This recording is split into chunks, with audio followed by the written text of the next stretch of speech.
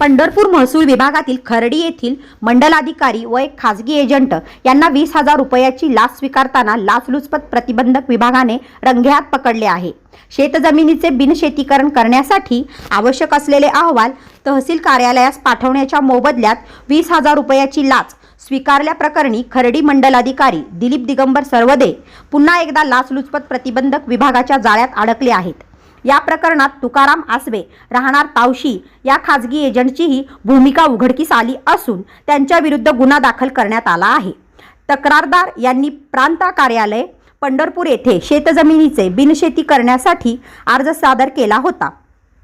या अर्जाची चौकशी करून भूसंपादन नसल्याचा अहवाल तहसील कार्यालयास पाठवण्यासाठी आरोपी मंडळ अधिकारी सरवदे यांनी सुरुवातीला 5,000 रुपये स्वीकारल्याचे मान्य केले होते।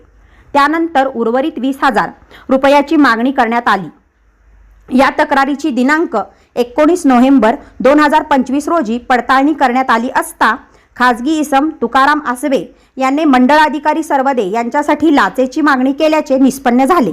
त्यानंतर दिनांक 8 डिसेंबर 2025 रोजी रचलेल्या सापळ्यात आरोपी सरवदे यांनी स्वतः 20,000 रुपयाची लाच स्वीकारली। एसीबीच्या पथकाने त्यांना रंगेहात अटक केली।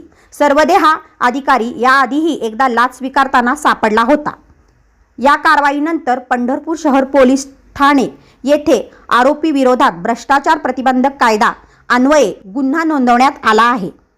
ही मोहीम पुणे लाचलुचपत प्रतिबंधक विभाग पोलीस उपायुक्त तथा अधीक्षक Shirish Sardeshpande, Pune ACB upper police अधीक्षक अजित पाटील, एसीबी सोलापूर उपाधीक्षक प्रशांत चौघुले यांच्या मार्गदर्शनाखाली सापळा अधिकारी पोलीस उपनिरीक्षक रवींद्र लंभाते व Shailesh Pawar, police Naik Santosh Narote, police constable Gajanan Kingi, Rahul Gaikwad यांच्या पथकाने यशस्वी केली।